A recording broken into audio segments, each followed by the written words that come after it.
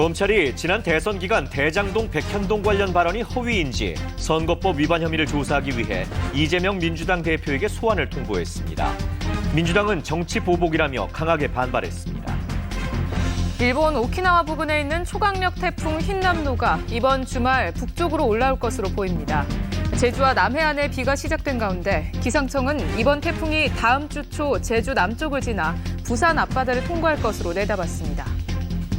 지난달 무역 수지 적자 규모가 94억 달러를 넘어 월간 기준으로 가장 컸습니다. 원달러 환율은 1,355원에 육박해 2009년 이후 가장 높았습니다. 일시적으로 주택 두 채를 보유하게 된 사람들에게 종합부동산세 부담을 덜어주기로 여야가 합의했습니다. 그러나 또 다른 쟁점인 종부세 부과 기준을 완화하는 방안에 대해선 합의를 보지 못했습니다. 이번의 뉴스입니다. 검찰이 이재명 더불어민주당 대표에게 소환을 통보했습니다.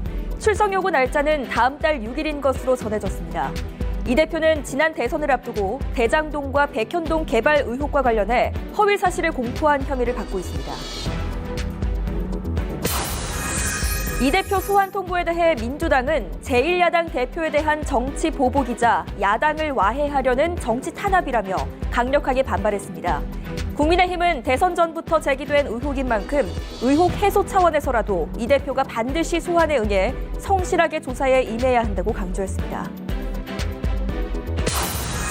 검찰이 위례 신도시 개발 의혹과 관련해 어제에 이어 10여 곳을 추가로 압수수색했습니다.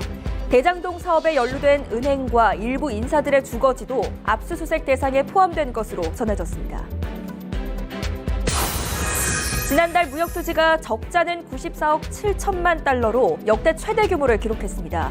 수출보다는 수입이 큰 폭으로 늘었는데 특히 에너지 수입액이 지난해와 비교하면 2배 가까이 증가했습니다.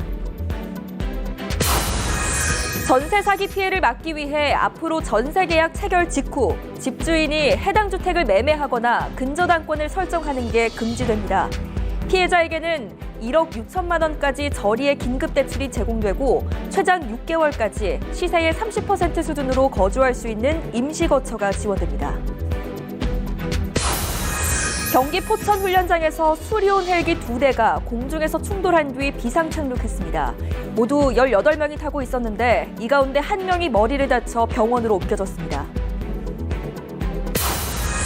일본산 돔이나 중국산 농어를 국산으로 둔갑시켜 판 부산 지역 횟집들이 단속에 적발됐습니다.